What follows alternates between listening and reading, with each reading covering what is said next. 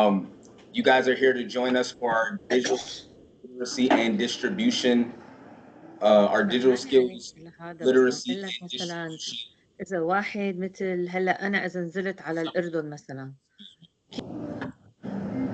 Thank you, Kayla.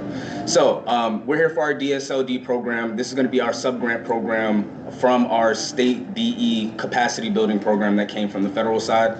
At this time, I do want to bring up our director and program manager for ARC, the director for broadband, Dr. Tamara Holmes.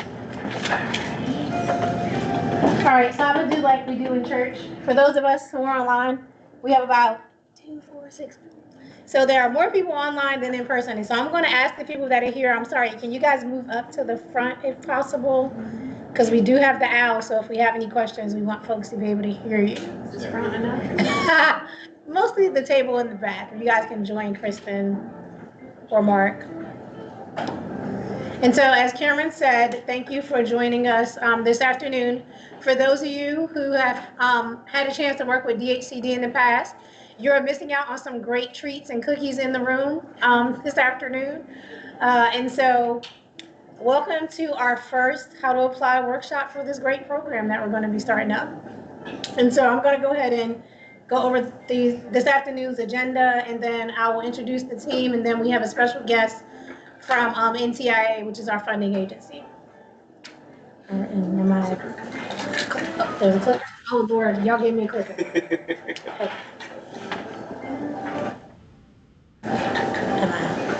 Can someone share the screen so we can see the slides?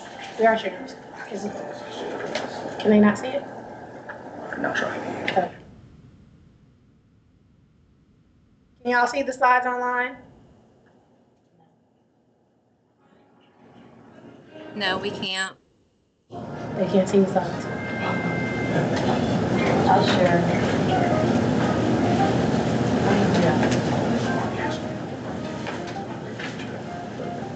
We can see it now. You can see it now. Okay. All right. So this afternoon's agenda is fairly packed. First, as I said earlier, we're going to go over greetings. Can you all hear me? I'm just gonna minimize the window. Oh, minimize the window. How do we? Scroll to the right. Yeah. Okay, can't. Oh, okay. Sorry, technical difficulties for the Office of Broadband.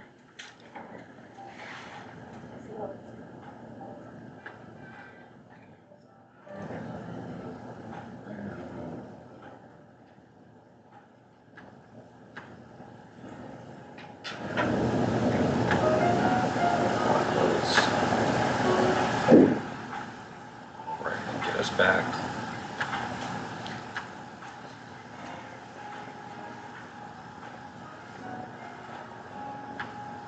All right, can y'all see the slides online? Y'all can see them? Okay, great. And so we have a packed agenda this afternoon. Going to be able to introduce the team, let them introduce themselves, and then we have our digital equity advisor. I think that's Samantha's official title from NTIA. She's going to join us and give a welcome as well. And then we're going to go over the program. I'm really bad at remembering what all our acronyms stand for, so I apologize in advance because the team knows I will butcher these letters.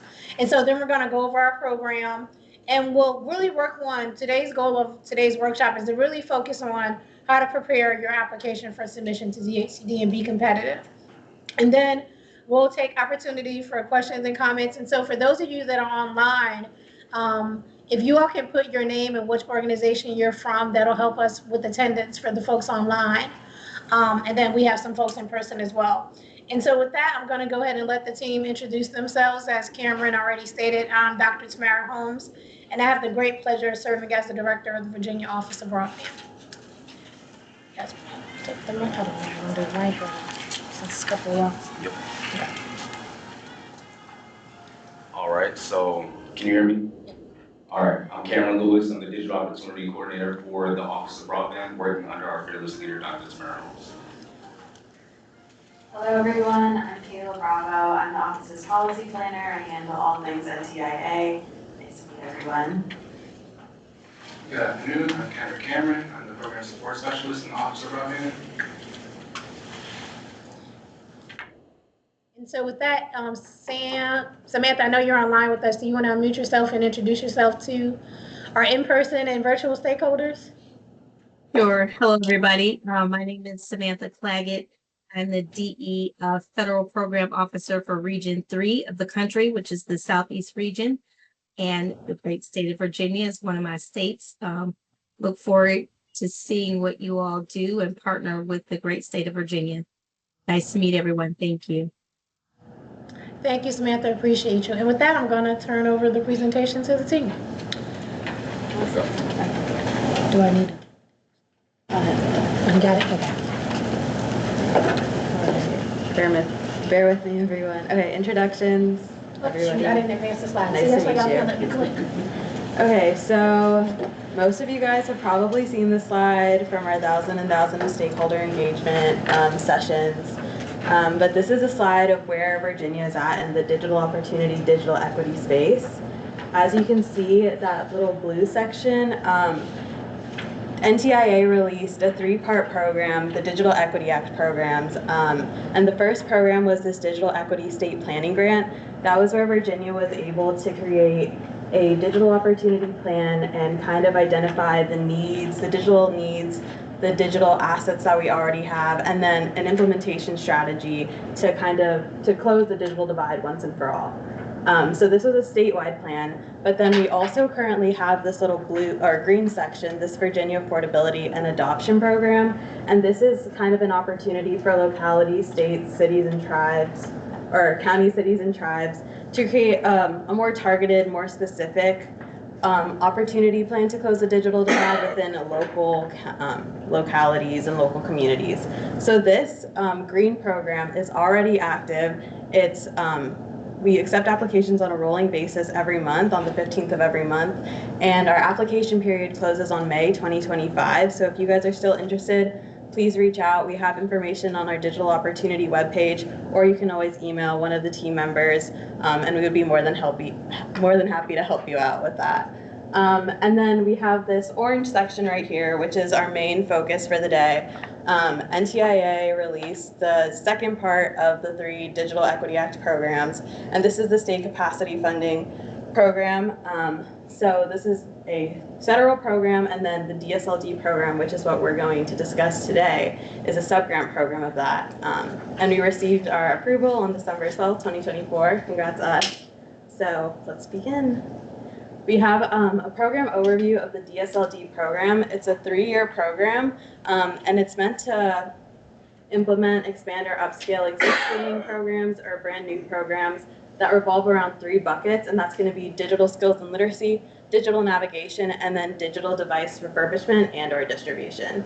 And like I mentioned earlier, this is going to be a 2-part of a 3-part federal program. We have the planning grant program, this capacity grant program, and then a 3rd program, which the application period is closed, but it was the DE competitive grant program.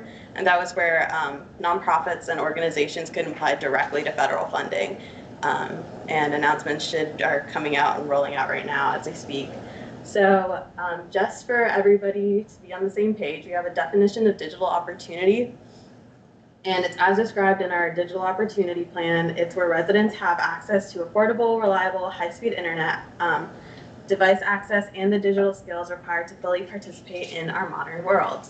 And the Digital Equity Act programs, and by consequence, the DSLD program, has to prioritize one or more of the 8 covered populations, which are defined by NTIA. So it's listed right here in the bottom right corner, but it's individuals who live in covered households. So that's household income that's not more than 150% of an amount equal to the poverty level. We have aging individuals, incarcerated individuals, veterans, individuals with disabilities, individuals with a language barrier, individuals who are of a racial or ethnic minority, and then individuals who primarily reside in a rural area. 80% of the Commonwealth fits into one of these 8 boxes, so it should be no trouble trying to find a target population for this program. Eligible applicants and partners. So the DSLD program will accept applications from one of the following. We have a unit of government, which is towns, cities, counties, federally recognized tribes or state recognized tribes, economic development authorities, planning district commissions, school divisions, state agencies, any organization comparable to that, community-based organizations, faith-based organizations, nonprofit organizations, including charitable organizations, organizations that target or support a specific covered population, and then community anchor institutions. And then in the parentheses, we have what CAIs fall under. We have public schools, housing authorities, healthcare providers, community colleges, etc. So applicants can apply as their own and for one organization and take on a project, or you can have a partnership where the leading applicant would submit an application in our CAMS application portal, and then they would list the partner's roles and responsibilities in the application narrative, and we'll discuss that in a later slide. And then just want to highlight this little red box right here. For-profit entities are not eligible to apply as subrecipients of the Digital Equity Capacity Grant funding.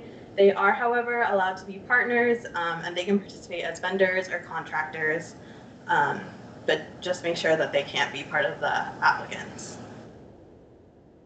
Okay, so we have eligible uses of project funding. Like I said, it's 3 main buckets. We have digital device refurbishment and device distribution.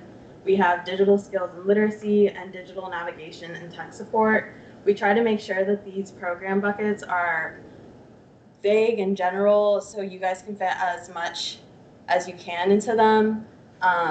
They're really malleable and they should be able to cover a lot of activities, and I have some sample activities. We're going to go over a lot of examples, so I don't want to like read through all of them. But yeah, one of the 3 main buckets. And so funding caps, we have for one organization, one single application, the funding cap is going to be $200,000. For a group application with more than one partner organization, the funding cap is $400,000, regardless of how many members are in the group application. Do you have a question? I do. So when you're saying single application, is that for the complete state of Virginia, or is that for certain localities?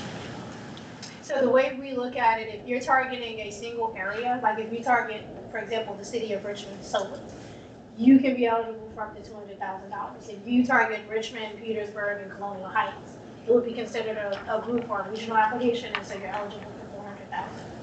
Yes. So are there regional ideas like Southwest? It doesn't have one or more localities. One or more localities? Yeah. Or more than one or more tribal government. Yep.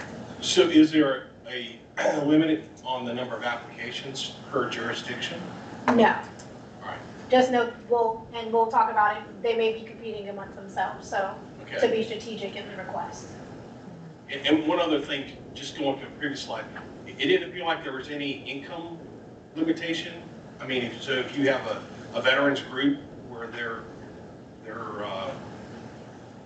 people might make more than the 150% of. They're all separate categories. Yeah, So so the long covered as they fall in population, one of those as long as they fall in categories. one of those categories. Okay. Yes, sir. Okay. Yeah. And most often, some folks fall into multiple Yeah, categories. exactly. Yeah, for sure. Did we repeat the question online? I'm sorry. Did everyone online hear the question?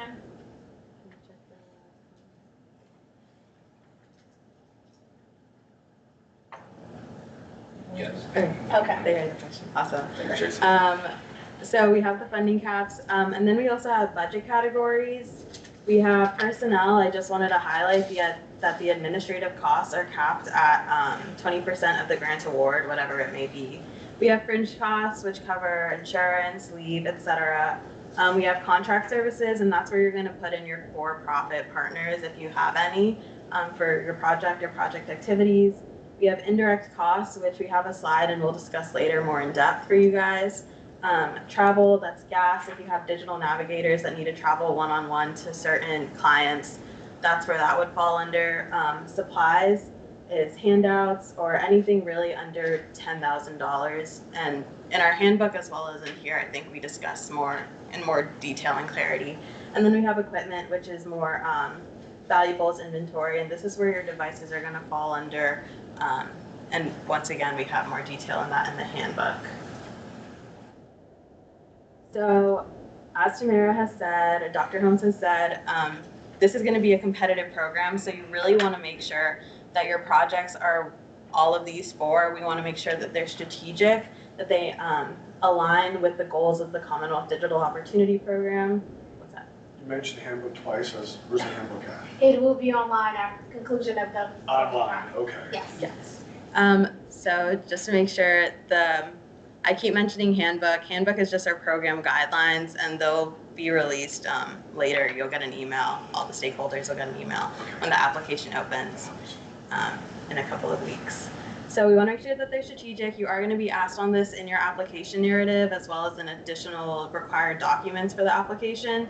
You want to make sure that they're impactful, that results are actually going to be produced, and you're actually going to impact the lives of these covered populations. You want to make sure that they're collaborative and you're really leveraging and taking advantage of the wide and diverse digital opportunity ecosystem and network. It's not just the eligible applicants, but there are a lot of for-profit partners and a lot of partners that don't think that they're part of this space, but like we all know, digital opportunity and the internet and broadband is everywhere now. So try to be really creative and really collaborative with the type of partners that you can bring into these projects. And then we want to make sure that projects are sustainable, and we want to make sure that they have a plan for maintaining programs after the grant period has ended. So this can look like maybe it's self-funded after a while, or maybe you only need this initial investment to keep going for however long you go after the grant program. Or it can look like if you have a different funding source after this period or after this capacity funding, you're just going to want to write that in your application narrative to make sure that you're as competitive as it can be. So, like I mentioned, you're going to be asked about how your projects align with digital opportunity goals. So the Digital Opportunity Program, if you haven't already read our plan, there's 3 goals that we listed. We have Goal 1, access and affordability, Goal 2, digital skills and literacy, and Goal 3, adoption. Most of your projects we anticipate are going to fall mainly under Goal 2, but we have 3 examples, scenarios of how you would kind of write this out in your application. So the first example is a DSLD grantee has identified a gap in access to adaptive digital devices and training for individuals with disabilities in their community. To address this, the organization proposes creating a lending library of refurbished devices with accessibility features along with personalized digital skills training and ongoing technical support. This initiative aims to help individuals with disabilities fully engage in the digital world and access online opportunities independently. So for this example, a grantee would put Goal 1, access and affordability. Virginians have access to affordable, reliable, high-speed internet. And then they would list out the objective that this falls under.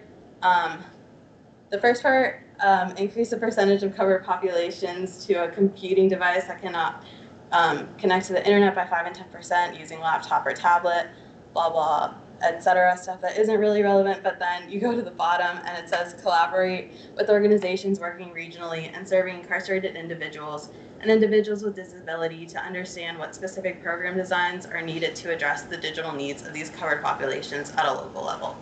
So this is what you would put in our attachment, but then we're also going to have an application narrative portion where you're going to go in depth and elaborate about how your example scenario or project activities actually align with the goals and objectives, just to really be clear.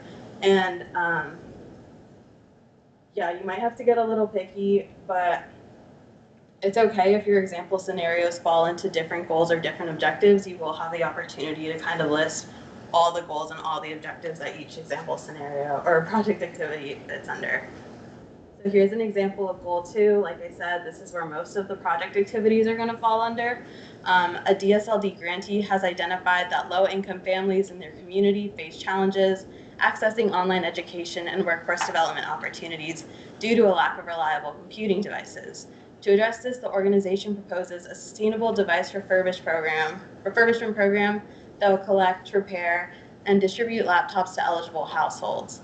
These devices will come with essential software, including educational and productivity tools, along with basic digital literacy training during distribution. In partnership with local schools and workforce centers, this program will provide 12 months of technical support and help families engage in long-term educational and economic opportunities. It would fit under Goal 2, digital skills and literacy. Virginians have access or will have access to digital learning resources and sustainable devices. It would fall under objective 2.14, increase investment in sustainable community level device refurbishing and distribution programs providing, etc.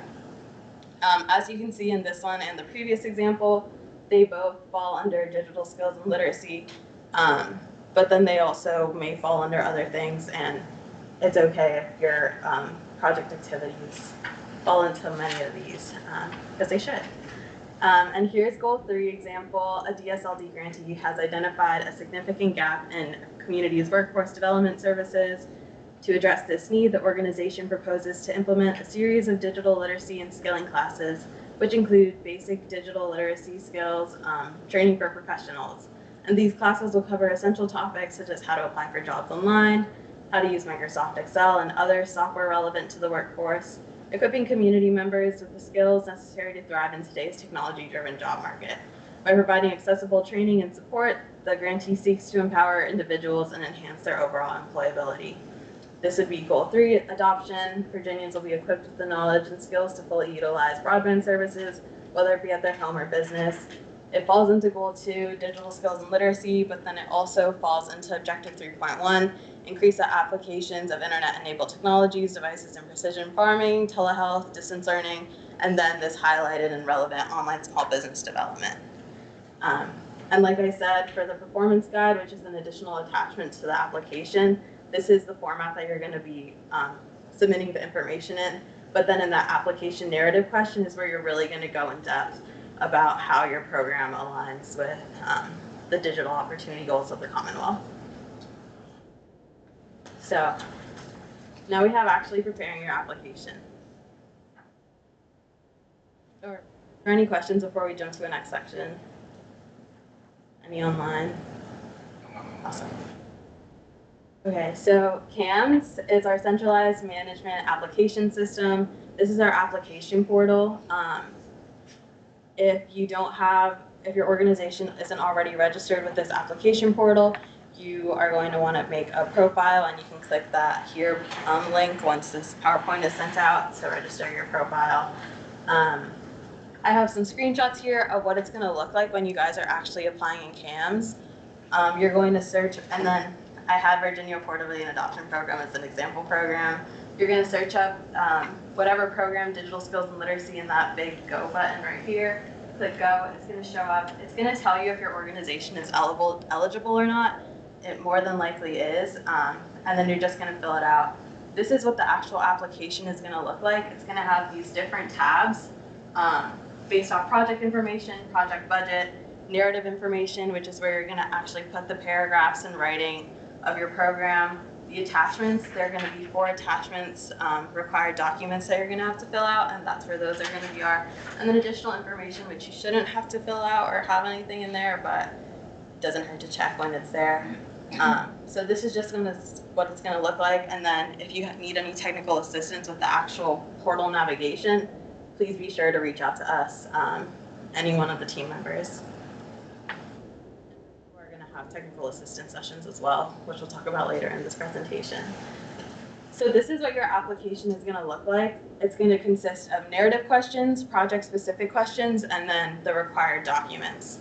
The narrative questions, there's going to be 19 narrative questions within a word count of like 300 to 500 words, nothing too big, and all in CAMS, the application portal. We're going to have project-specific questions depending on what your project activities are. If they fall under digital literacy, digital navigation, or digital distribution and refurbishment, you're going to have to answer questions regarding each bucket type.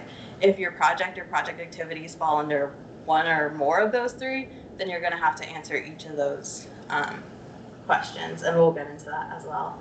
And then we also have the required attachments, which are performance measures table, which I've mentioned before, a logic model, which will go in depth. We also have an interactive activity for that.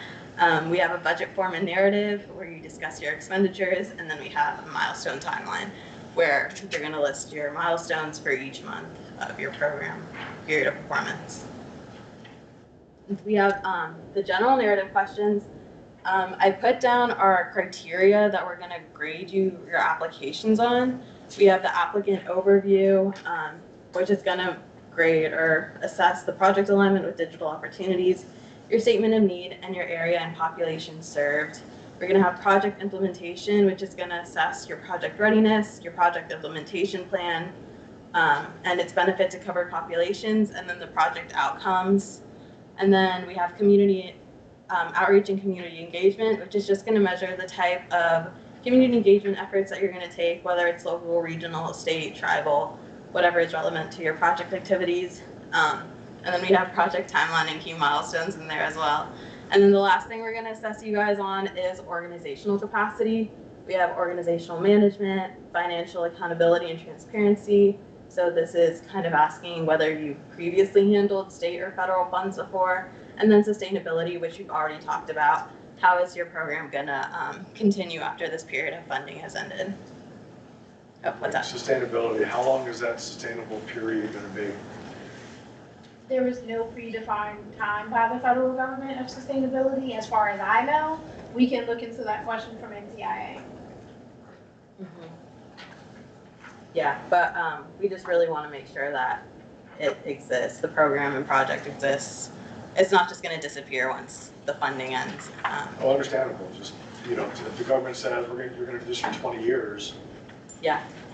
that's might be a hesitation. Yes. Mhm. I'm pretty sure that's not. But we will look into that. I haven't seen anything, but we'll pose that question to Samantha.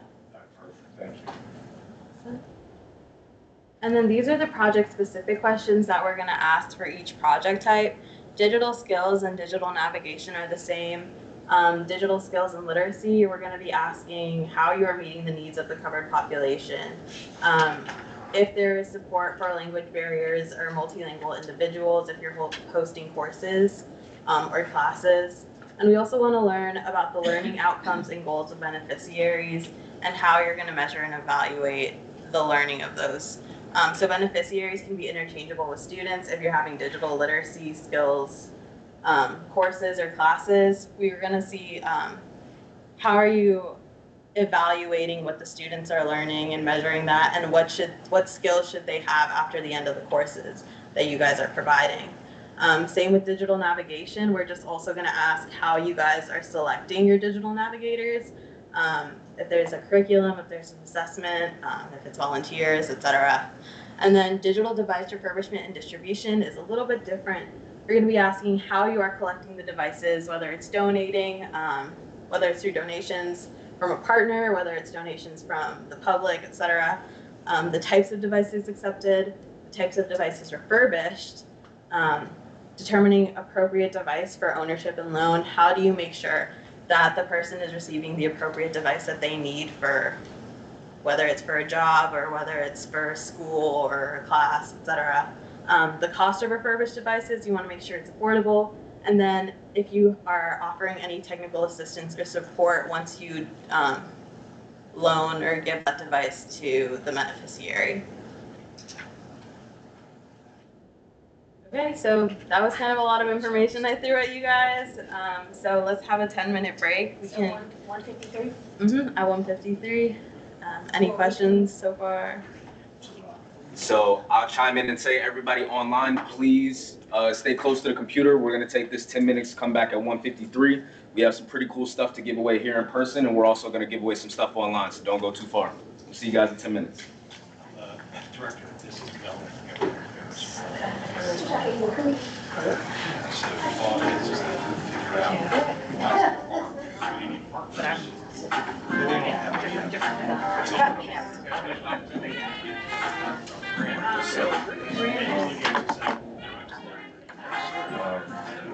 We look and see the number of people are out here, so see how we can logic model store.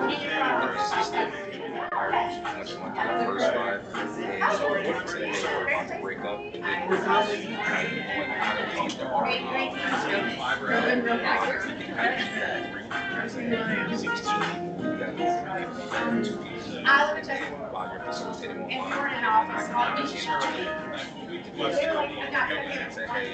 so what's your ideas or something like that, so I can give you a little input, and then let them continue to do their things, sticky notes, main portion come back after the activity. We'll do Yeah. that. Can I get you to turn it down? Can I get you to turn it down just a Yes, sir. Thanks. Most of our younger staff. If you're interested, How you doing? Good to see you. Yeah, how you been? Doing all right. And it's good. It's what's happening and like, I should like, you right there with you guys. Yeah, I'm not sure I can meet your expectations. So then there's So, and then it was everything. do what I can and, what did you have? Great too. We have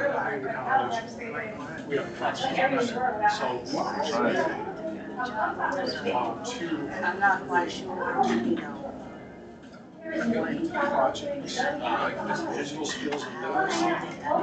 We provide in-house Well, Have some conversations. to learn how to use it. So that is what Maybe we can do lunch sometime. Absolutely. We can definitely do that. I'll look at my schedule for the next couple of weeks. See if you can fit me in somewhere.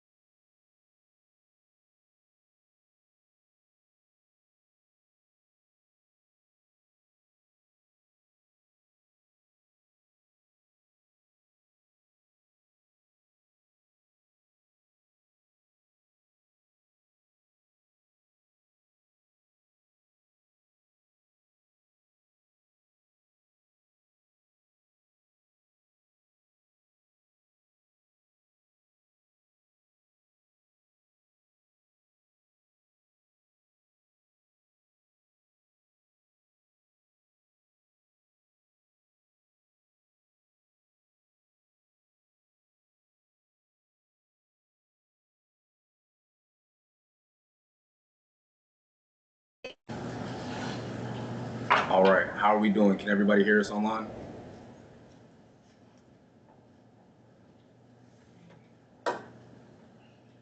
Yes, Rose said yes. Yes. Okay.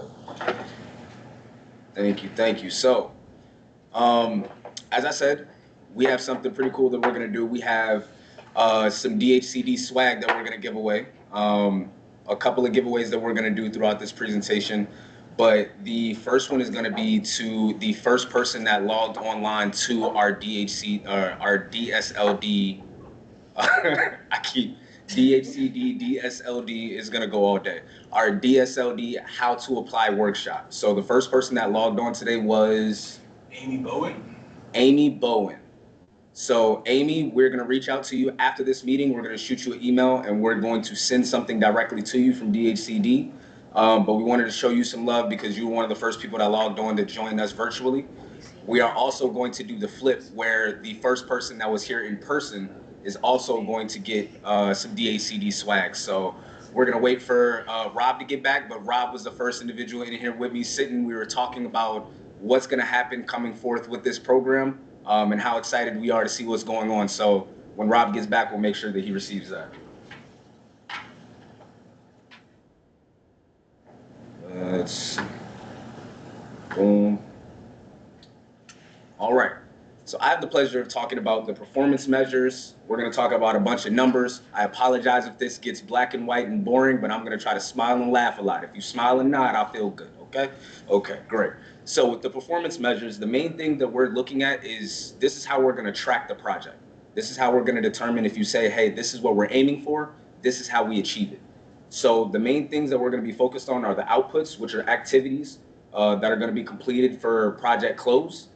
And the second are going to be outcomes, which are the impacts that are going to come from the outputs of the project by project close. And real quick, while we're here, Rob just entered the room, so we're going to go ahead and First person here, Robert. first person to get here. Oh. Gotta give away for you, man. I appreciate that. And the mug. Oh, And then yes. we have Amy another one. That'll work. And the tumbler. My drink over. All right. I feel like that was The Price is Right. Come on down. All right. So as we're talking about these performance measures, this is going to be the main thing that we're utilizing for data. It's going to be quantitative. It's going to be things that we can black and white look at to say, hey, are you making the progress that you're trying to make in your project? You need to have at least one output and outcome for each activity. So if it's a digital skills training program, you need to have one output and you need to have one outcome at bare minimum to be able for us to give a check mark. And this is going to be this document that you see down here at the bottom. This is a screenshot of what the performance measure document is going to look like. So we are going to go through and you'll have to fill in each individual box based on each activity. So that's how that'll play out. But the second thing is explain how the measures are going to be estimated, collected, and tracked. So you'll have to give a narrative saying, well, we're going to track this information by submitting a survey to be able to get them to respond so we can have that data of what the progress is. All right, so in our handbook that we previously talked about that you guys will have access to soon, you can check out more information on the performance measures on page 24. All right, and in this bottom section, the top line is called definition, which that is what are you going to do in the sense of who is served and who is improved. So if you're going to do a training program, then you're going to say we're serving 100 people in this area. For the outcome, it would be the number of individuals that were improved from that activity. So if it was 100 that you had as an output or that you aimed for, and 80 people were the people that came and actually went to all the attendance, did the test, they finished the program, then it would be those are the 80 individuals that are improved, whereas we understood the aim was trying to get that 100 in the output. All right, does that make sense to everybody? Smiles and nods, beautiful. All right. So let's click over, or actually I wanna do one more thing. I want you to take a look at the example grant activities. That's gonna be what your grant activity is and what you're planning on doing underneath that activity. How will this be measured? This is where you'll talk about, we're either gonna do a survey, we're either going to do a pre or a post test, we're gonna do some form of evaluation, And then you're also going to designate the time frame. So you're going to say, hey, this is going to be over the entire course of our program, or this is going to be just a period of our program where we're going to do just the pre-assessment, and then we'll also do a post-assessment during this period of our program. So you'd be able to define when you're going to do the evaluation as well. And the final is additional guidance. So anything that we have that might specifically pertain to the households, which is where this example is from. If it's the households, we might give it additional guidance at the bottom to say, hey, think about this as you're filling this portion out in your document. All right. So we're going to go through a couple of examples. So first, a DSLD grantee has identified that seniors in their community are increasingly isolated due to limited digital skills, preventing them from accessing essential online services and connecting with family. To address this need, the organization proposes to implement a 12-week senior tech skills boot camp with structured hands-on classes tailored to seniors' learning needs. These weekly sessions will cover fundamental skills like email communication, video calling, and online banking, with take-home materials and recorded sessions for practice. By providing age-appropriate training and ongoing support, the grantee seeks to empower seniors to confidently participate in the digital world and maintain independence. Now, from this example, you'll be required to put together your outputs, your outcomes, put together your entire logic model that we'll talk about next. But just to give an idea, if you were to say a digital literacy project will serve and improve 100 seniors, that would deem as incomplete because you're giving me the black and white information. Yes, we understand what you're going to do, but you're not giving us the time frame in which you're going to do it. You're not telling us how you're going to do it. You're not telling us who will be served. And then if there's a discrepancy between the two, how will you alleviate the discrepancy, or how will you continue the evaluation? Sustainability, as we talked about, those type of things will all be included to be able to develop that full performance measure. So a complete performance measure would look like an output of 100 seniors that will be served through the classes and workshops by the end of the grant period. Served is completion of a pre-test and attending at least 80% or more of the offered training sessions. Attendance will be tracked through sign-in and registration roles. And the outcome is 80 seniors will have improved their digital literacy skills as measured by post-test results after completion of trainings, and participants will be followed up via electronic survey or additional assessment. All right. For a second example, a DSLD grantee has identified that non-English speaking residents in their community face significant barriers to assessing government services due to limited digital skills and language barriers. To address this need, the organization proposes to launch a bilingual digital navigation services at local community centers, offering hands-on assistance in both Spanish and English. These sessions will focus on assessing crucial online government resources, completing digital forms, and understanding digital security basics. By providing culturally competent digital navigation support, the grantees seek to ensure equitable access, essential services for all community members. All right. An incomplete performance measure would be, we're going to do a digital literacy project and it'll serve and improve individuals with the language barrier. All right. Not divine, not giving us a full number, not giving us a quantitative how many people will you affect. To build it out into a complete performance measure, an output would be serving 200 non-English speaking, Spanish speaking individuals through in-person digital navigation services by the end of the grant period. Served as individuals who attend digital navigation sessions and receive assistance from a session staff or volunteer. Served individuals will be tracked through the maintenance of a sign-in sheet for each session, categorizing attendees by their language preference. An outcome would be 185 non-English speaking, Spanish speaking individuals will have improved their digital literacy skills as measured through a follow-up survey to evaluate changes in digital literacy skills, such as the ability to complete forms or navigate websites. All right, so this conversation built around the language barrier, which is one of our covered populations, that would give the ability of defining not only the alignment with our digital opportunity plan, not only taking the activity and being able to put the outputs and outcomes, you're now adding quantitative data, you're adding a time frame to it, almost like goals. When you say, hey, we're gonna start the New Year's resolution and I'm going to the gym, you saying I'm going to the gym isn't gonna do much, but you now saying I wanna lose this amount of weight by this amount of time doing these things, It now makes it tangible. It's much easier for you to then get to those goals. So, key takeaways that we need you to take away from the performance measures is you need consistency, the time frame, definitions, and explanations. All right? Consistency is when you're filling out the narrative application in CAMS, we need that to match with all of your attachments, with all of the additional documentation and supporting documentation that you're going to submit. If you're submitting one thing in the narrative and then something else in your performance measures doesn't match up, we will kick that project back and tell you that we don't understand or we don't see the alignment within your project or your program. All right, so we need to make sure that there's going to be consistency across the board for both your narrative application and then your additional documents. The time frame, making sure that you have a key milestone timeline, making sure you know when the project is going to completely close. You have an up to 3-year grant period, so it can be shorter. If it's a 2-year grant period, then that's what your time frame would show. If it's a 3-year time period, same as before. All right. So with that said, that'll be based on each individual activity. So you can have an activity that only goes about 9 months, and then you're doing an evaluation after that activity at 9 months.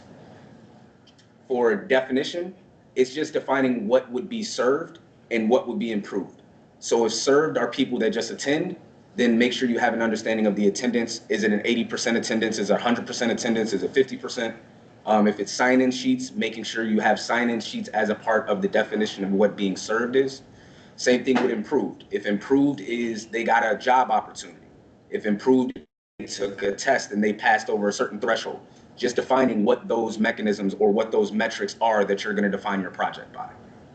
And then last being an explanation, which is describing how the outcomes will be tracked and measured. What's your evaluation going to be? What documentation are you going to use to then pull this data back and get it from your stakeholders or who you're serving? And next, we're going to talk about the digital equity logic model. Before we move on, we just had one question online. Okay. Rose Lincolns asks, how should we treat multiple covered populations in one activity? So, thank you for your question, Rose. DHCD differs. Okay, so how do you treat multiple covered populations in one activity? DHCD defers to each applicant to measure the covered population served and explain their method in the application for measuring that number. The only thing we ask is you do not double count an individual who falls into more than one covered population group. So we defer to you on how you want to classify that individual. But just make sure you don't duplicate. Okay. How are we doing on questions in the room? Do we have any questions, concerns here? Seeing none, looking good. Okay, are we good to move towards logic model? Yeah. All right, at this time, I will bring up Kenrick Cameron. He's gonna introduce the logic model, explain it in depth for us, and then we have an activity coming up for you guys.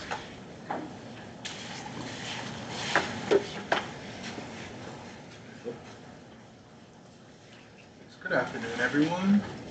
I'll be going over the next required attachment for the application, the logic model.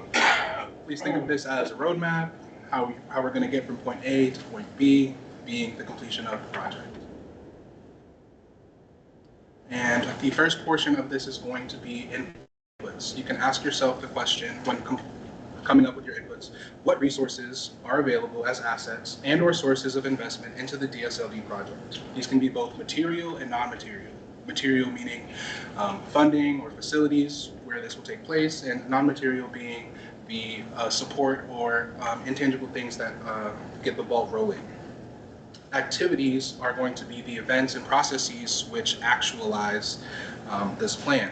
Ask yourself the question, what activities will be conducted to achieve the proposed outcomes? Activities can be curriculum development, device distribution, and technical support programs for technical assistance. Our outputs, for outputs, these are the results of resources and activities that are done. And this is going to mark leaving the planned work. Inputs and activities are pre-planned. Outputs are the what's coming out of our planning activities. Ask yourself the question, what are the performance measures of the project based on in the activities? Our outputs are going to be tangible data points. So the numbers of individuals or covered populations served. Moving on to outcomes, you're going to ask yourself the question, what is changing for the covered population served in the short term? These are going to be short-term to intermediate goals that are achievable. So how are things changed? Such as increasing digital literacy skill rates, increasing access to devices, and increasing knowledge and comfortability with internet devices. So how effective are these digital navigation programs? And lastly, we have impact. Impact refers to the long-term or sustainability aspect to the project. You can ask yourself the question, what is the long-term impact or improvement to the quality of life for covered population members served? So this is going to look like the continued effort to address the digital divide in a particular community. And for our next portion of this, we're going to put this logic model into action. So we're going to break up into 3 groups in person and 3 groups online. Please allow me 1 moment to break us up. And for our virtual members, I would like you to please elect a scribe and a presenter to share back. We can either share vocally or you can just put it in the chat.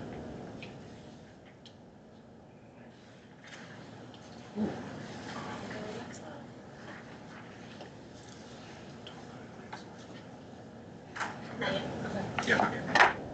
So 1 moment, please.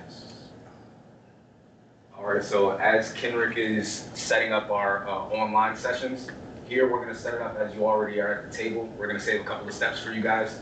At each table, you guys should see Post-it notes, and you also see fidget spinners and a little pocket ball, just in case you guys wanna have fun in the meantime.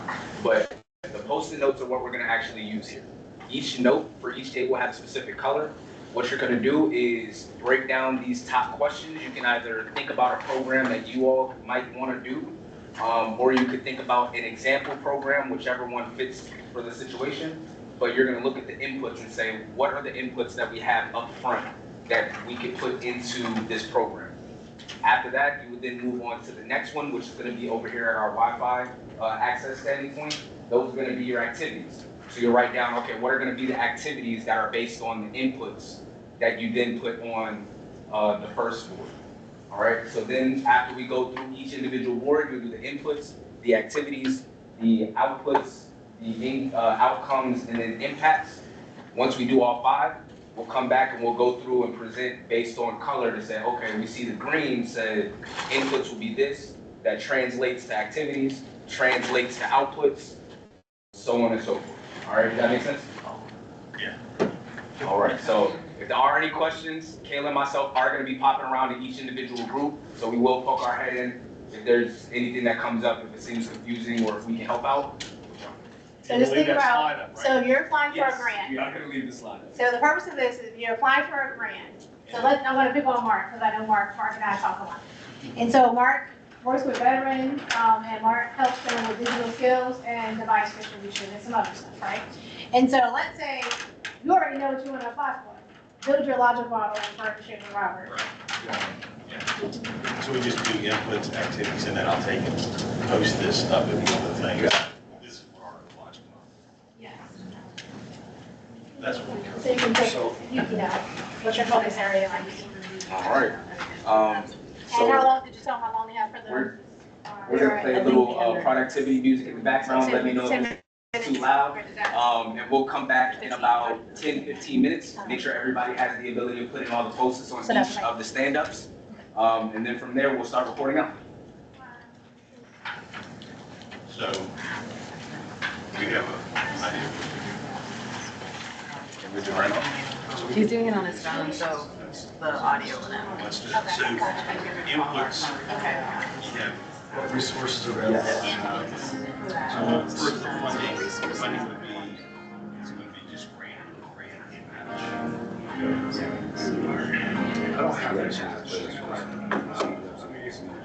It really comes down to right. picking a grant, I can certainly create regulations, but unless you have those, there's 500 firms, 250. Future, maybe probably not exactly the same, but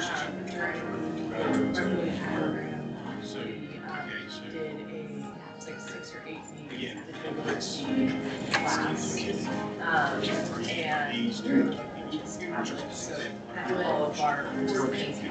so I guess Yeah, I'm trying to bring to So you're trying to get to the bird. Just trying to get it. So I don't. Chevy still on my list.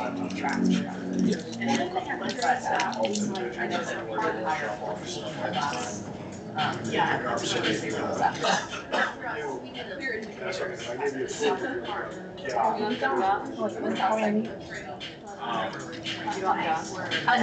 again, it's what assets.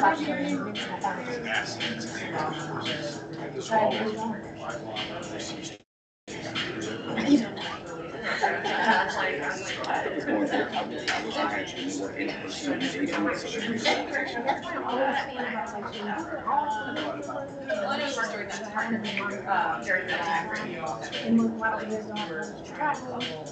and snow is all on the ground all over the state right now. Traffic and also. What's your inputs here? We started to do travel for Just DHCD grants. You have anybody. Staff I already have on. I got your August. But I. But I know where it's similar again. Where do you get your supplies? my organization. Where do you get your supplies? No, That's, I guess. The Georgia. It takes on a variety of forms. Are we both? We do The Georgia flyers. or we meet Samantha. There's a regional meeting for all in it's in February, like in February. it's right after SGI. It's in the SBL newsletter. I haven't gotten my travel card yet, so that's why I was holding off. But kind of needs a travel card. So I didn't know if you want to go for us to go, or just scan, or just. I don't know, but I know about I'll send you the information. But this, but do you have a curriculum for the guy? Why would you need a And I'm curriculum? like, do you make sense? Yes, that's part of what we do. No, not just really. Does it make sense? So we try that. Like, okay. Yeah, right after doing it. I think it's like we are digital equity coordinators. 10 and 11. So you can like run like a meeting. No, but Samantha lives in Oregon. I assume she'll be in Atlanta, because it's in Atlanta. Yeah, it's because Onisha wanted to go. We do have like a umbrella ownership No, we're center doing in that. our housing. Ask the emergency. I mean, let me know. I mean, I'm up in Virginia. It's not like. you have existing. Unless you go and I don't know. But I also was trying to take you out of it. I'm about to pop my head over around here. Bringing back. Unless you go there.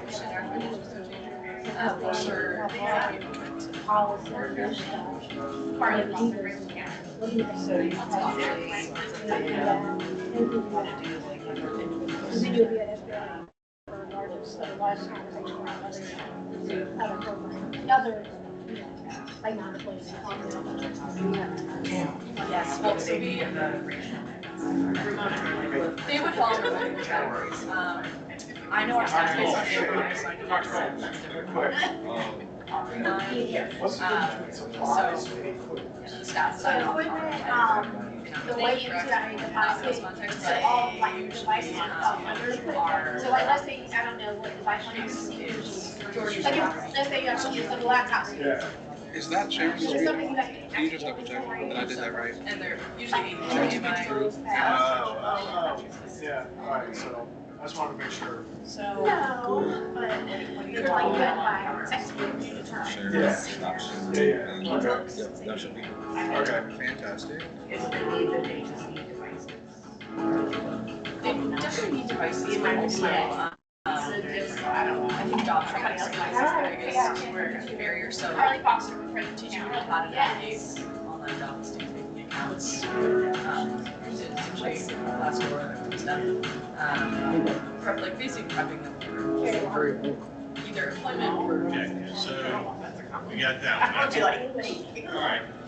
Activities. Do you think like 235 to the back or Yes, so he was in the same group as me, but I was in the state. yeah, let's go with I think 235 might be a little long because here in person we've already been like rocking for a little bit. So maybe let's go 230 right after. So we'll go 230 to bring everybody back together. We'll report out for about 5 minutes real quick, just give everybody an opportunity to share some things. And then from there, we'll jump into the last like 5, 6, 7 slides, and then Q&A and go home. It wasn't bad. No, it wasn't Not that I was mad. You know, virtual people didn't know the text and instructions.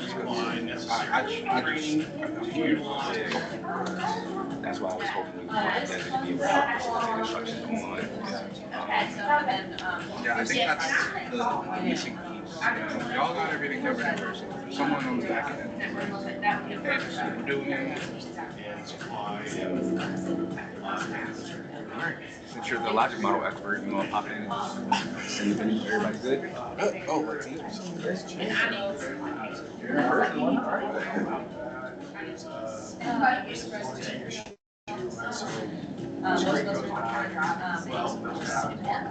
But in our financial.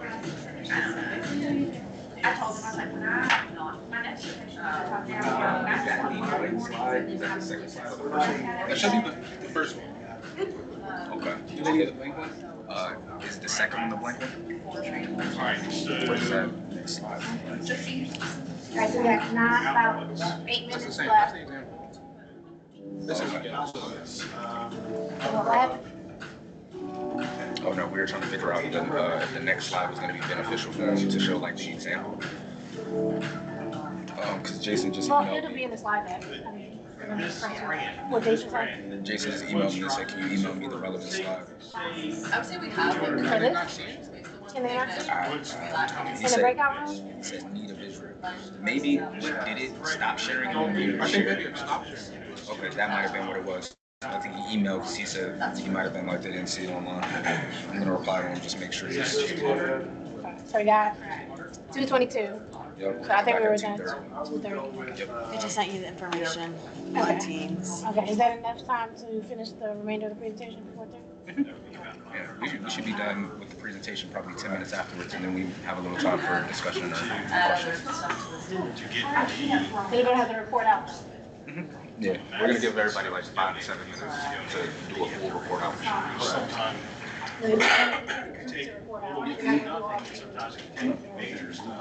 Yes. So pick one group online. and then you gotta do the training and stuff. Oh, no. Yeah, no. The dealership sent me a text. I was like, thank you for your service. Would you like to do a survey? Y'all almost Sure, I'd like to do something. That's my phone. Yeah. It's a night away for sure. It's so funny. Only people my age are my friend was like, so why you ain't think about taking out this one? I was like, I was a Gen Xer. I was focused on the moment that was happening as it was happening. Then the thing about it, I'm looking at it, so I feel the bags on the ground. Right after home. So I called the state because there was an extra pile of snow. One that I was telling you, I think it was my back tire hit the snow, which was pushing. It's the only reason, if the rest was the only thing, if my car would go down and make I was like, Just have a. and it's funny because when I went over to the car, I'm looking like, it's I'm like, it's so funny. I had never seen to watch the guys run out of the sales room because I was looking at and they were running to my car. Like, I've never seen walking a brisk calm We're pace. kind of trying to show off some things. If they're that running to some that of flow us have done in the past, or we're a trying car to in make this sure So I almost went down. Most of my poverty. I was like, wait, if I spend all the money on that car, what am I The veteran, say, 4 out of what? So we're not sure how to answer the. It's okay, though, I paid for 2 years. What we're doing is, we're in the process of, I think, so we'll be most of smart devices first, updating the software, and then sending them out to veterans and their families, qualified veterans and their families, and then providing them training and follow along.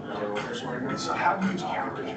I mean, you do rural, We have a veteran, new employment code, so it aging, could be poverty. very effective. I mean, almost everything you have on here, you can say a veteran is out there. I would say So like, would you get digital literacy? maybe just get the general number. But have to put cross populations too. Okay, should we mention that in the every class, so you guys make your own decision on what we're doing? Because it's not just a veteran. Our coach might teach that classes. So, white children, don't do grandkids. I haven't been here since. I haven't.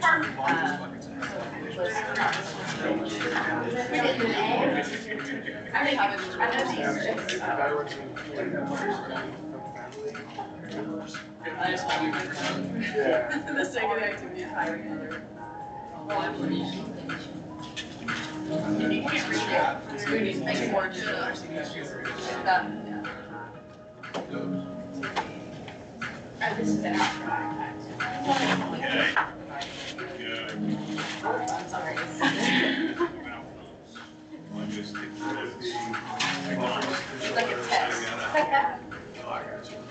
Sticks and notes.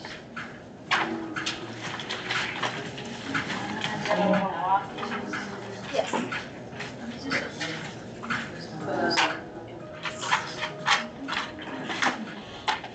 right, guys, we got about 4 more minutes. 4 more minutes. And we'll It's like report out. 5 devices. Yeah, so device distribution. Color breakout. Well, hold on. Or maybe you can write in the main chat like 4 more minutes. I can, but I don't think I can see it. That's the problem. I think they can. Yeah, I don't know. Yes.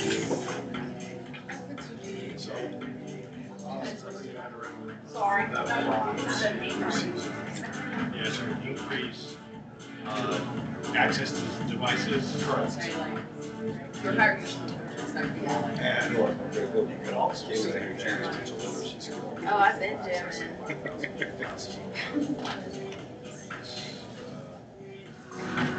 Tell me, we should have had Kendrick on playlist duty. Kendrick has never failed me, so that's what it should be. Never failed me.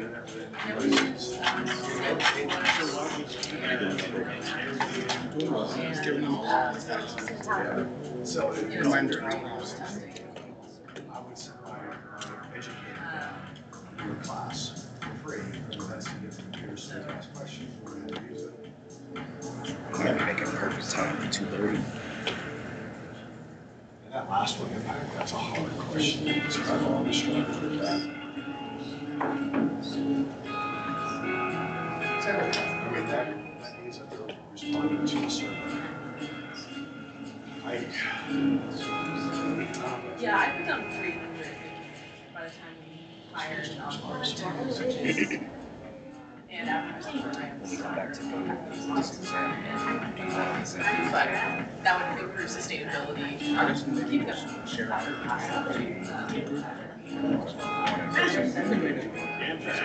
Yeah. Partly brings the camera. Yes, yes. That's in person, yeah. I know. I don't know. And then we were coming to the camera today, and so we had fun.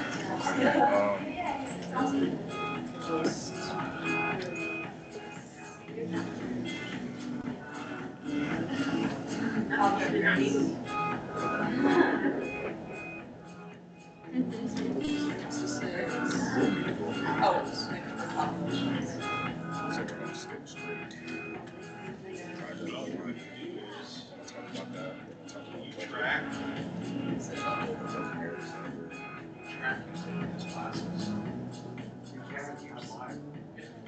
They log in, they start taking classes.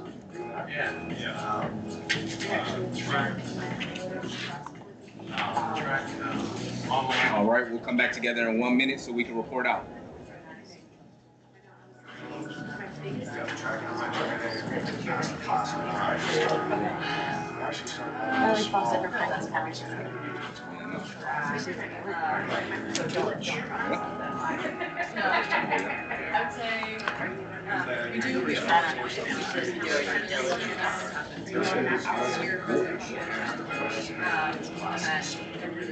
I do that to make it interesting. That's a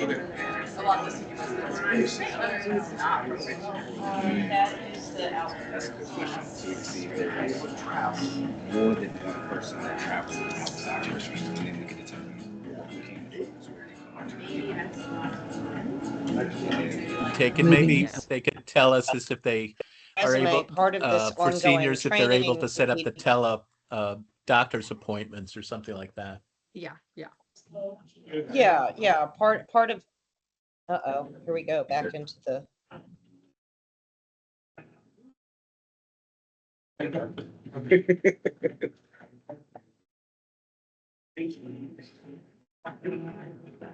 All right, everyone, thank you for participating in that activity. I'm gonna share out. So if you are online and a scribe, please feel free to post the notes for your proposed project in the chat. And I would like to have a group 2 speaker share what was done. So, and we're also going to have one of the groups here in person be able to report out on their sticky notes. Maybe we'll do in person first while they get gathered. Right. Do we have any volunteers for an in-person group that might want to report out on their ideas? Sure, I'll do it. How did I know it was gonna be you right here? Because you were looking at me as I was giving me cookies. I felt obligated. Okay, so, and I'm gonna have to read them because I scribbled it down. So, do I need to explain first what our plans are? Yes, what's your projects? Okay, so the project is to get, old PCs, old digital pieces of equipment through an existing, supply chain that they have.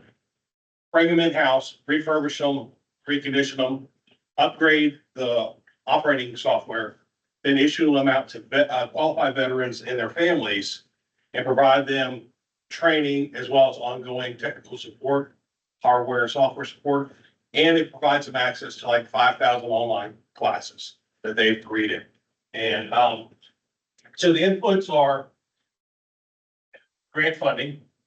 They have existing staff already as well as a existing supply line of refurbished equipment.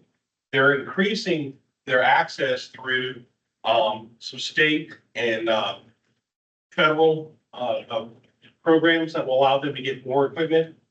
They already have Windows 11 training documents as well as existing space to refurbish and train staff as well as new customers or veterans and their families, not only on-site but remotely as needed. So that's the input.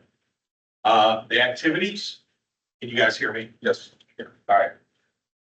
So the activities are to receive in and refurbish the digital devices, mainly PC, tablets and such, right? Just refurbish them and distribute them to qualified vets and their family members. Supply necessary training on those devices, as well as supply them access to the online training modules that they've already created. And then supply tech support for any hardware and software issues that might come up on those devices, okay? And then, oops, activities. You guys really had to rub me around the room. This is a lot for one cookie. Get your steps in. All right. So we're estimating for a $200,000 grant, we could probably provide devices to about 250 families. Or if you had multiple devices per family, the number's going to go down a little bit. So if you just had, one tablet going to one family, that's fine. Say you had a tablet, maybe a couple PCs or something going to the family, that's going to be fewer families, right?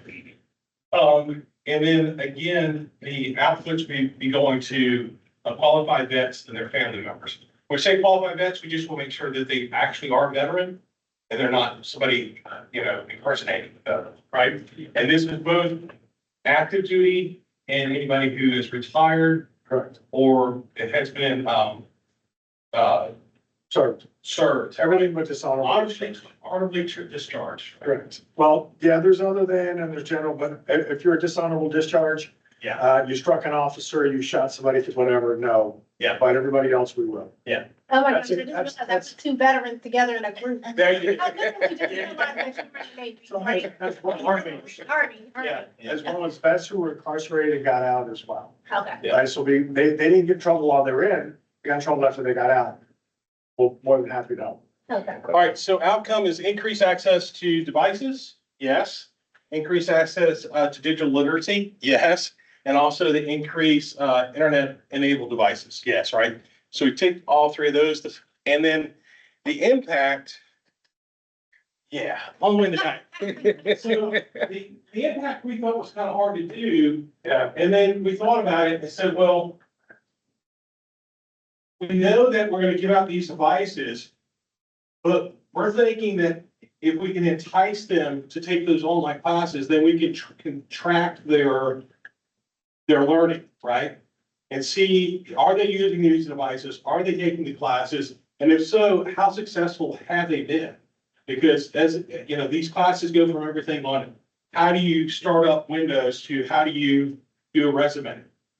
Okay, so again, the thought was the impact could be visible and measurable by enticing them to use these online courses. Absolutely. Thank you. Right. Thank you so much for sharing out. And That's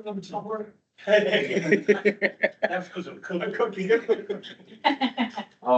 I would like to say, as you guys are continuing, first and foremost, great job on putting everything together for the logic model. As you look at that long-term impact, starting to look at the evaluation of all of those things, where I heard you say the long-term impact is the hardest part. Once you start breaking down into that, start asking those questions of, well, how will they be served that long term? And when you say, well, they're going to have a device for an extended period of time, how is that then going to create the impact of them having that device? So is sustainability, and we're doing some more, right? Let's get them up first. I got Okay. No worries. Mr. Povich online, are you ready to share out for group 2? I am not. I thought Amy was going to do that. Amy, go ahead. Oh, Doug, man, you owe me one. I'm just judging by who is speaking the most. Sorry. Okay, I'm gonna do the best I can with the notes. We didn't get access to the slides until about halfway into our discussion. Our group talked about providing TTY devices to disabled members of our county's population, or fictitious county. We created a fictitious government. It has about 100,000 people. Of the population of 100,000, about 10,000 are qualified as disabled.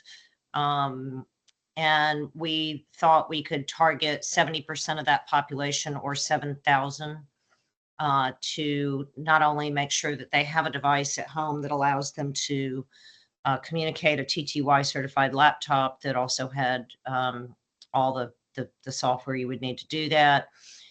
We would need to be able to do target marketing to reach this population and get to our 7,000 goal as part of those activities. So we would have marketing to get that set up. Participants would have to go through a 6-week program and attend at least 3 classes and obtain a certificate from the class in order to qualify for their free TTY device. We would be offering ongoing programming and training through the libraries so that they could come back together and get together and share lessons learned. At the beginning of the program, we would be asking them to establish goals on what they're going to do with their new device so that we can track them as part of the ongoing programming through the library, whether they needed support getting a job with resume building, whether they needed to communicate with their families more, whether they needed interaction with social services and other organizations. And we would be able to track them through the period of the project to see if they were reaching their goal.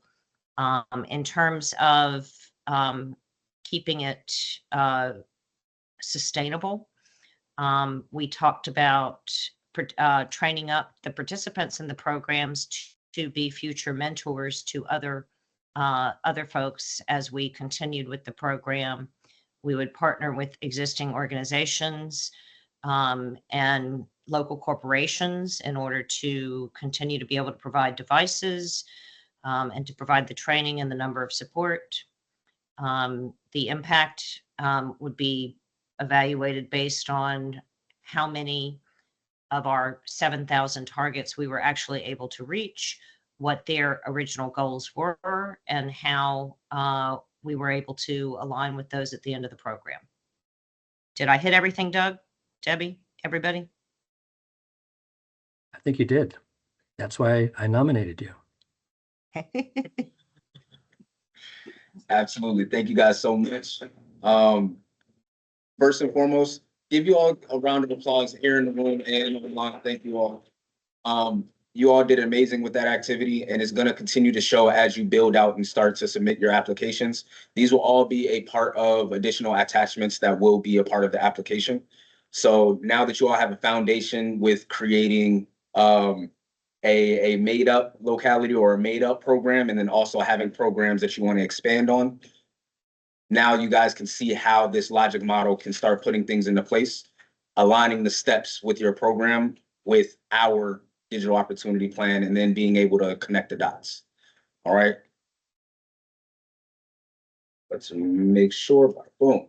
Okay, so this is an example logic model that is going to be in the slide deck. It is going to be emailed out to all the attendees. So you will be able to refer back to this example if you ever have a question of, hey, how did we get to that outcome again on the day of the how to apply? You can always refer back to this example we'll have in the slide deck. All right. And this is our project alignment and impact.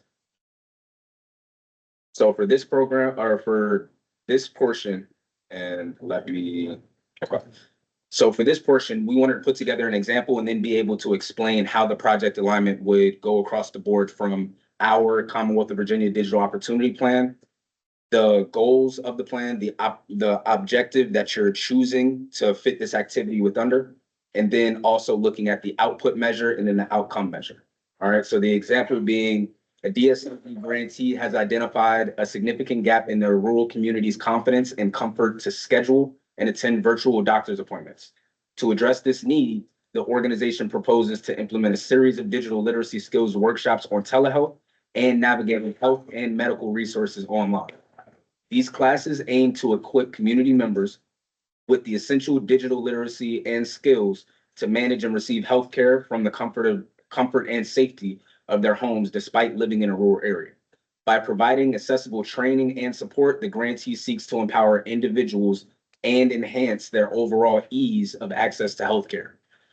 Now, to put this into our performance measure, we first find out where is the actual alignment. As Kayla was talking about before, many of the projects that come through this program might be in that goal 2 of our digital skills and literacy.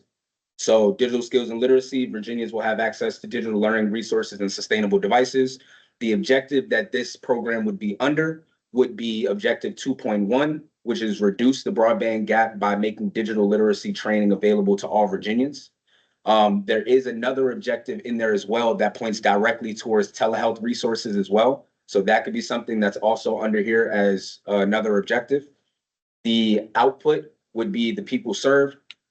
And these definitions down at the bottom, you see the orange is timeline, the green is definition, the gray is explanation, going back to those original points that we brought up earlier in the presentation.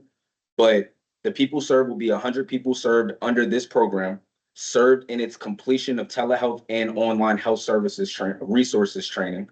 This output will be measured by recording the number of people who finished the entire training program, tracked through sign-in sheets and completion report.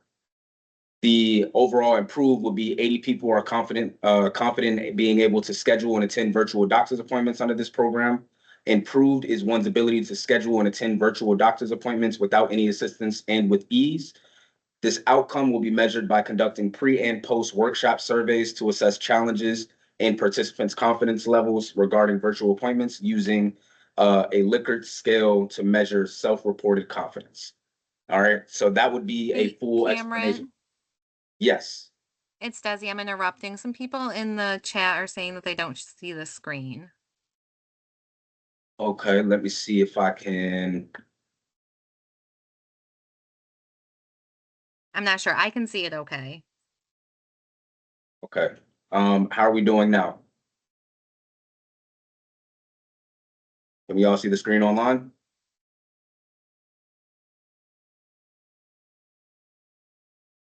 Yes. Okay, beautiful. All right. Full transparency, technology is going to do what technology does at the absolute worst time. We figured that out in the broadband office more times than once. So thank you all for being able to communicate with us online so we know that you guys are here with us in person. But as said, when you translate the program, when you translate the activity to the performance measure document, you're able to align and say, hey, this goes underneath this goal, this objective, this is the output, this is the outcome. Those also will be similar outcomes, as we were talking about consistency, similar outputs and outcomes to the logic model that you'll put together for your project.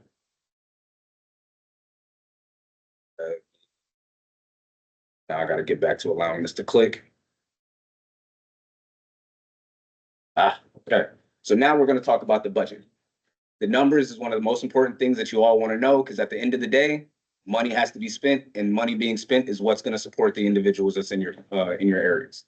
So first thing first, we're going to talk about the budget narrative. This is going to be something that's attached. You're going to be able to apply NCAMs and put together your budget all in the system itself, but there's also going to be a budget narrative form that's attached as well, where you're going to be able to go in depth and be able to show in each individual budget category what you're going to do. You're able to have a narrative to explain it. You're able to put how much money you're proposing. If there's a match that you're receiving from any of your other partners, you'll be able to designate the match as well. And then we'll be able to keep up with the numbers across the board of how your budget is, your total budget that you're requesting, and then where each category is going to fit, or how much money is going to fit within each category. Cam, is there a match requirement for this program? There is not a match requirement for this program, but if you do get a match, it needs to be openly designated and it needs to be in your budget. So we do have that understanding. All right. So ultimately, this is going to be your opportunity to have proven and written explanation of your expenditures of the program. That's the black and white of it. The budget categories that Kayla spoke about earlier, the personnel, fringe benefits, equipment, supplies, travel, other budget categories. These are going to be each individual category that you'll be able to break down the money on and be able to say, if we're doing travel, we're traveling for this event, it's going to spend this much money. Here's the words that make sense to the actual numbers of what we're requesting for. Cam, are they required to use the GSA rates for their travel proposals? Yes, they are required to use GSA rates. We will make sure to communicate all of that across the board. We will make sure the GSA rates and any other additional information is shared once we send this budget narrative form out. Yes, Mark. So the personnel, I see his digital number, let's just shoot this, it's refurbishment. Is that all of our people that do what they do for all the computers that we put out? So it's going to be the people that you designate, the personnel that you designate for this program. Yep. So if you have 10 people and they're doing 50% of their program, you need to designate that 50%. And then they also need to track their time. So they'll need to put together a timesheet. It needs to be certified by their supervisor and the personnel themselves. So then we'd be able to track, we'd have our finance person be able to track the number that you're paying them and then the amount of hours they worked on the project. Direct, like, on the modified. We're gonna slide Yep. back. Yep. It's on the way. All right, so far so good? All right, so the only other thing that we want to talk about on this slide is this big red phrase over on the right. Check your math. We're gonna check your math, and I'm sure you do not want us to check your math and have to email you back, because then that either pushes your program back or it means that you might be ineligible or no longer considered for the program. All right, so make sure to check your math, make sure the numbers work, make sure you're not going outside of the funding caps, the small things. All right. Next, we're talking about the indirect cost rate. So these are the costs that are not directly related to the program itself. These are going to be things like the utilities, rent, anything that's general operations, so that you can be able to keep the operation running for the project to be able to run, if that makes sense. All right. So if you do not have a pre-approved indirect cost rate, then this will not apply.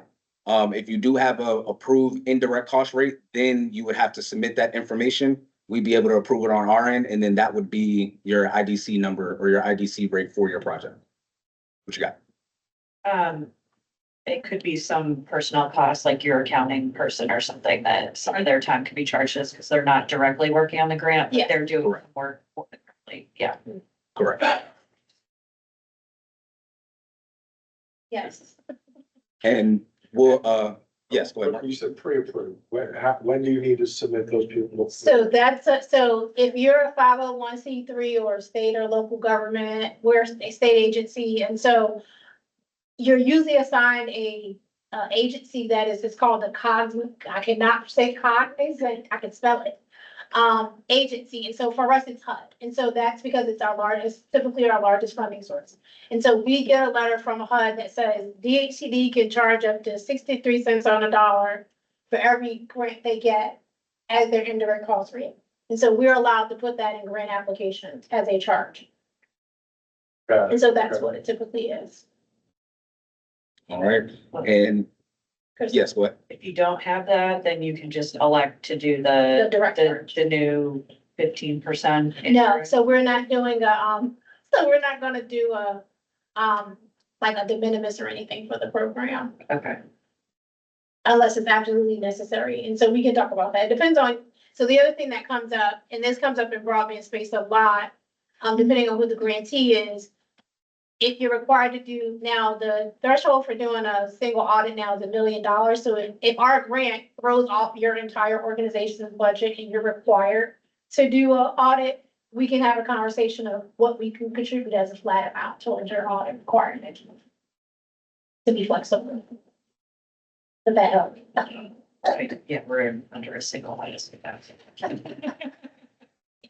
So along with the indirect cost rate, your modified total direct costs will be is under 2 CFR 200. We will send out additional information on this. If it comes up, as you know, Kristen kind of popped in and kind of asked a question. If there's something that's individual to your organization, we'll make sure to have that conversation prior to. We have technical assistance sessions that will be available. So we'd encourage you to book one of the technical assistance sessions. We sit and talk about your indirect cost rate and your MTDC. All right. Now we're going to talk about the application itself, the evaluation of it, and the criteria and the scoring. All right. So the overall application is going to be split up into 4 main buckets, as Kayla explained earlier. That first bucket, the applicant overview, is going to be 150 points out of the 600-point total. The project implementation is going to be 250 points out of the 600-point total. The outreach and community engagement is going to be 100 points out of the 600. And then organizational capacity is going to be 100 points out of the 600 points. All right, so each of these things are going to be broken down. That 150 points will be broken up in between project alignment with digital opportunity priorities, statement of need, areas and population served. All of those questions, will have a series of questions on the back end that we'll ask that will build up to that 150 points. So under this section, you may have 5 questions under applicant overview. Once you answer those questions, that will then equate to however many points you make out of that 150. There's a question. Yes. You want to repeat it for the folks in the room, or do you want me to repeat it for, oh, you can't see the. I can, but can Okay. you? You got it? Okay, thanks. Amy asks, when will the application be available? When is it due? If all the funds aren't awarded, would successful grantees be able to come back with a request for additional funding? So, we have a slide coming up on that, Amy, but thank you for asking that question. The application opens up on Monday, January 20th. All right, so that will be Tuesday, January 21st, because we'll be all there. yes, technically Tuesday, January 21st. It will open up then. You'll be able to submit your applications on CAMS and we will go through our review process. Dr. Holmes, close. I can. 20th. All right, I wanted to make sure we were saying closing. April 20th is going to be when we close up for applications. As of right now, we are not at the point where we're going to open up the application period if we did not expend all of the funding, but additional information to come following. All right, any questions here in the room so far? Online, we're doing okay with questions? So, each of these individual portions will be broken up into the lighter sections that you see underneath. Project implementation will be based on your project readiness, your implementation plan or the benefits to the cover populations, and your project outcomes. Your outreach and community engagement will be the community efforts and your project timeline and key milestones, whereas your organizational capacity is that organizational management, financial accountability and transparency, and sustainability. Yes, sir. Just occurred to me, is the preference for devices laptop or desktop? Because there is a difference in pricing there. There is no preference. It's based on your organization. So and what the I needs want to of your do, vendors. if I offer 100 desktops, monitors, keyboards, mice, which is cheaper than a laptop today, then we can, okay, just want to make sure. It's up to you. Absolutely. So with this, we're going to talk about the award review and the announcements. So first and foremost, announcements are TBD.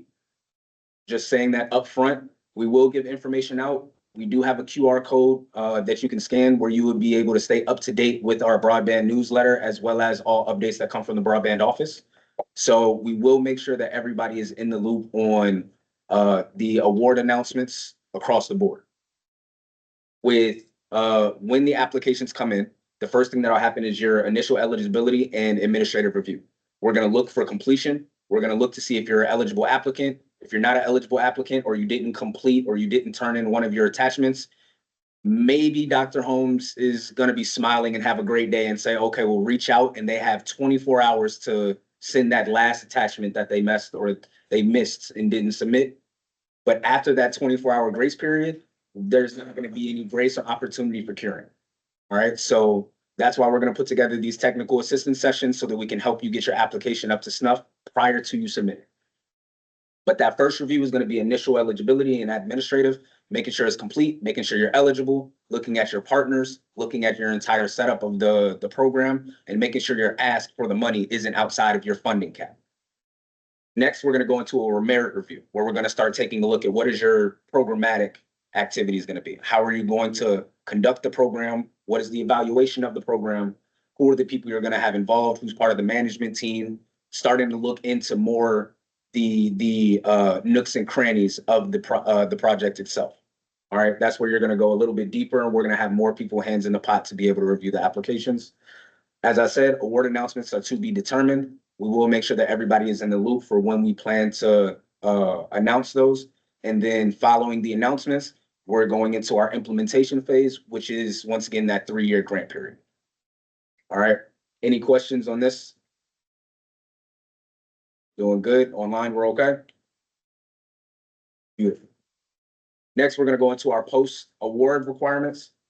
So these are simple. If you were part of our community input session, we explained it there in that same scenario. Main thing that's going to happen is after you get your award or it's been announced that you're receiving an award, we're going to put together a contract negotiation meeting where we're able to sit down, talk about the entire specs of the contract, talk about the terms and conditions. What are we requiring of you? What do you need from us? How can we support you in being able to make this a successful project? And then once we do that, we issue a contract so it can be executed from both sides. We send it out to the awardee first, get a signature, it's sent back to DHCD staff. We then have Dr. Holmes sign, we make sure it's notarized, we send it back to the grantee, and the actual confirmation that you guys are now a grantee is when you upload that final executed contract to CAMS. When you upload that to your profile, that's when you're an official grantee and we're ready to kick off all implementation activities.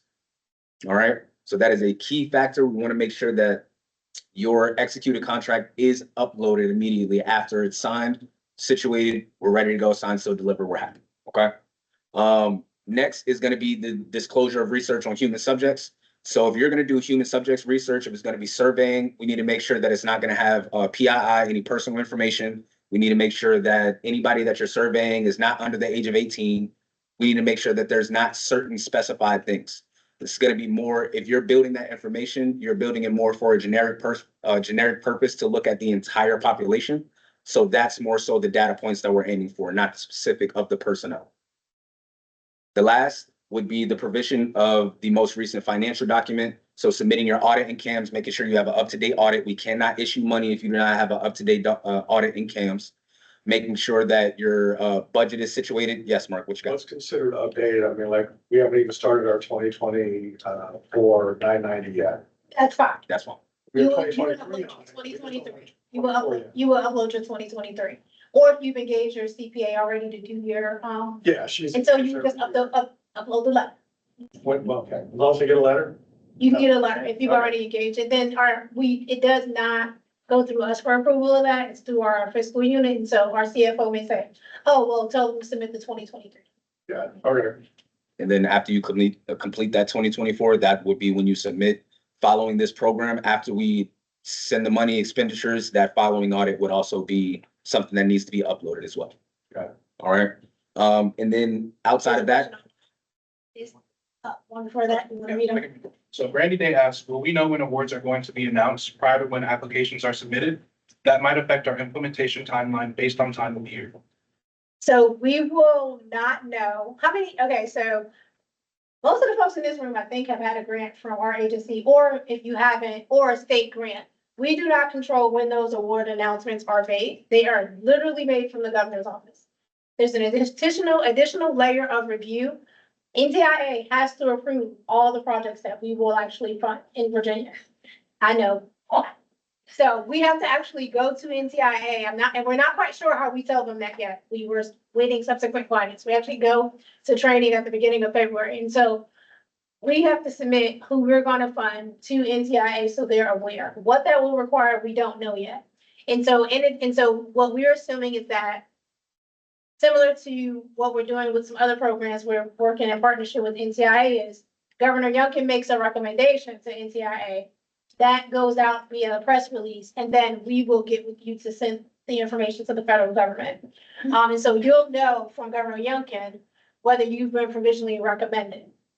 Our goal, based on this extensive training today, is that once the projects go to DC, that they're approved. We don't think, they're not going to deny a project. They may say we need additional information, but typically there's, at least for most other federal programs that have this structure, I've never seen a grant turned down by a federal entity that a state recommended. And so, but we don't have much information on that. Samantha just joined NTIA last quarter, maybe, I think. And so there's a couple of trainings that'll happen within the month of February. And so we'll put out, as Cam said earlier, sign up for our newsletter. We'll put out information through that in our TA sessions. And the second part of that is if you are awarded a grant and the time frame throws off your original plan, we will allow you to adjust your timeline to implement the project based on the new dates. And a second question from Amy Smith. Is this a reimbursable grant or are grant funds provided in advance based on milestones?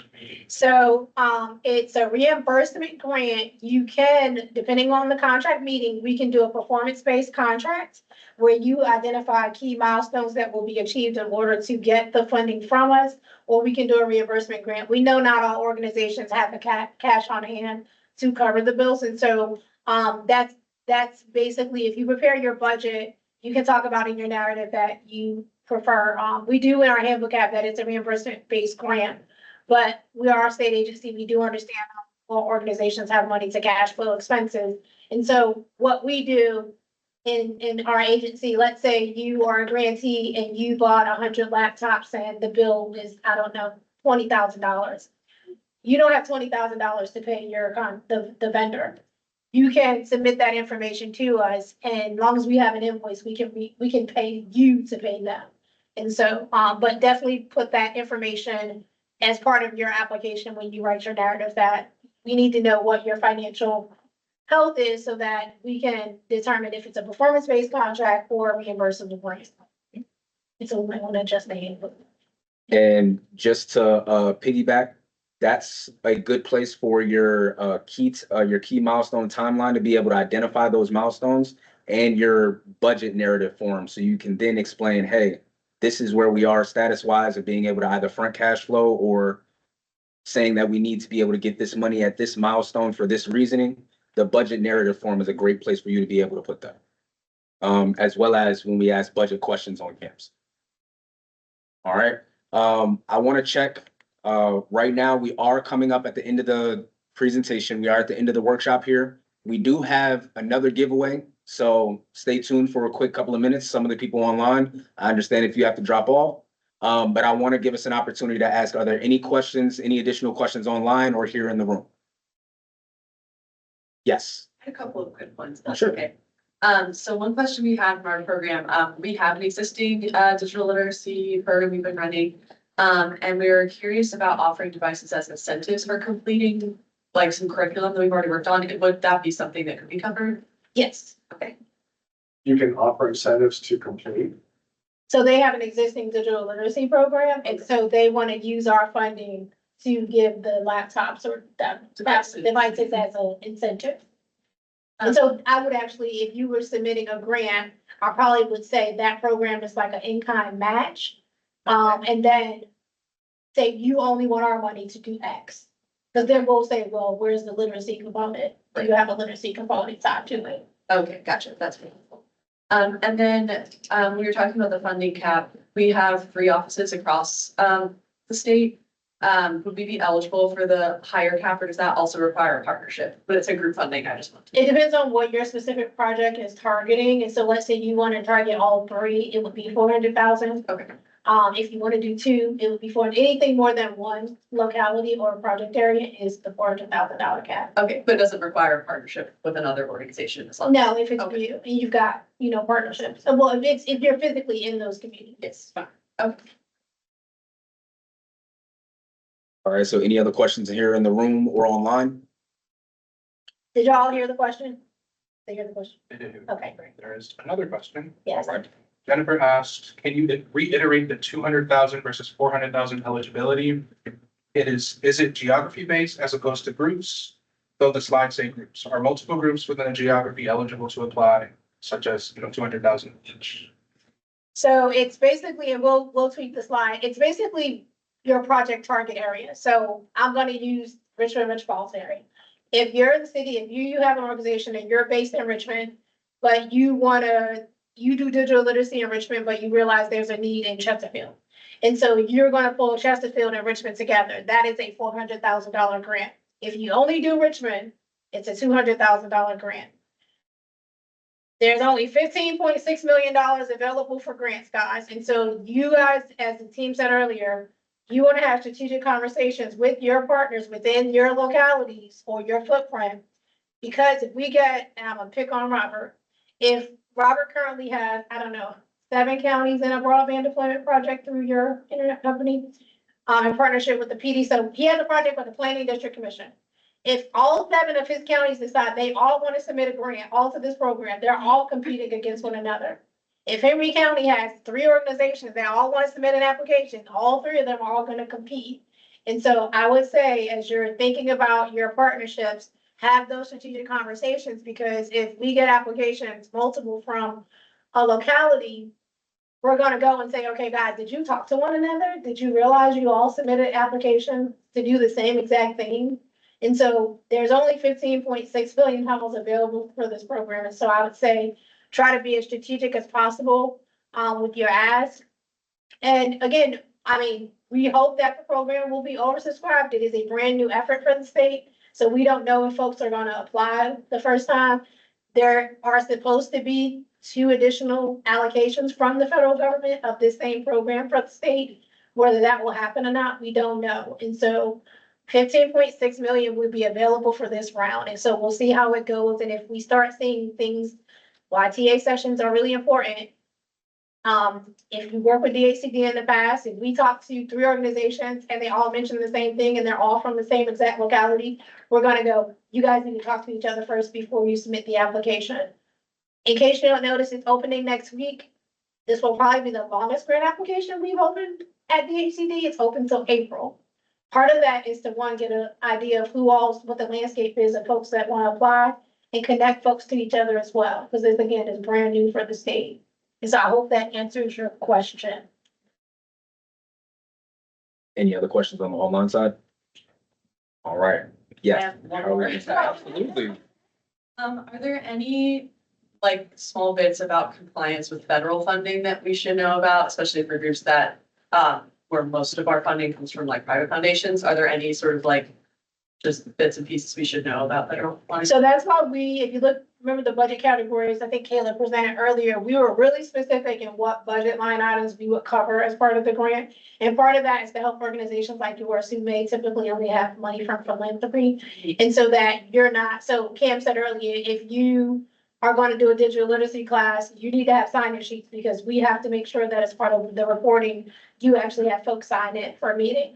Or if you have an indirect cost rate, if you're a nonprofit, you would have to show proof of that indirect cost rate. There's a letter. And so we tried to customize the program so there wouldn't be a burden of having so many federal requirements outside of the ones we have to do. The largest one will be and Cam talked about it, is the human subjects research. That is a requirement that you can't tie someone's identifier to a particular evaluation tool, because that is their personal information. And so that's one strict requirement. The indirect cost rate, keeping timesheets. To Mark's example earlier, if let's say Mark puts 100,000, he uses this as, okay, I'm gonna charge my staff half time to this grant. He has to keep timesheets, so you gotta certify staff time. That's probably the big, we looked at, I don't think we had lessons learned here from our previous grants. Just as an agency, the biggest pain points we have seen is failure to get sign-up sheets of people that are coming to like events like we had today, which is why we have folks sign in online. And then 2, certifying timesheets, having the employee and their supervisor sign the timesheets. Those are the things we've seen. Okay, thank you. And then procurement, if that comes up, you utilize your own agencies or organizations' procurement policies. So you do not have to follow like the Virginia Procurement Act, for example, unless you don't have a procurement policy and you defer to that. And so you have to follow it. And so we try to make this as easy as possible. Okay, thank you. So I'll throw in 2 cents that in our handbook, when you do get an opportunity to read it, it will say we reserve the right to add additional requirements based on what federal provides to us. So you may get additional information back saying, hey, this is the thing that came from the federal side, and then we'll give technical assistance on that. But just as Dr. Holmes said, we set up our program to be baseline. So if you submit your supporting documentations for whatever expenditures or whatever you have in your program, we should be able to take that same supporting documentation, and then it should be able to provide a check mark for the federal side in the sense of their provisions. All right, I'm around again. Questions online, question in person? This is recorded. Yes, this is recorded. We will share the slide deck recording. We'll probably have everything on our digital opportunity webpage, and then we'll shoot out a follow-up email to this workshop with the slide deck and all the rest of the information that we can provide as well. But with seeing that we don't have any other questions, I will allow you guys to pack up. We're a little bit over time. I want to do this last giveaway. My only point for this slide is here's our contact information, just in case you need to reach any one of us in the office. And this QR code is the scan for technical assistance. So if you ever want to scan this, you can then sign up for a 30-minute session with our DHCD staff where we can answer any specified questions to your project that you may not want to ask in one of the bigger groups. And will you have technical assistance sessions throughout the duration of the application? Yes, we will have additional technical assistance sessions. These are just the first 3 that we've put on the calendar. We will continue to add more to the schedule and then send those out to everybody piece by piece. All right. Now, with that said, we have our last 2 giveaways. So I'd like to ask one question. Who from here is outside of the Richmond metropolitan area? Travel the All right. I already won, so I should be this. Okay, so Franklin County it is. So thank you. You traveled the furthest to be with us today. So we're going to give you something for coming to spend some time with us. And also for our last one, we would like to say, one, thank you all for being here in person. We would like to give a DHCD swag to the person that was the most engaged. And Mark, we are going to give you a gift for being most engaged. 1, for asking questions. 2, you guys in the groups also was the sharing group for all the way around. So we want to make sure to show you all some love, and we're going to continue to show love as we conduct this grant program. So once again, thank you all so much for your time. Much appreciated. We're excited to hear all of the projects that you have to put forward. And we're here once again for technical assistance if anything comes up between now and that time. There you go. Please do. Thank you again. Have a good one. Y'all ain't believe me, and I said people take them and go. That's smart. Yeah. Feel free to take the credits. Yeah. You're like, kind of, away from the table.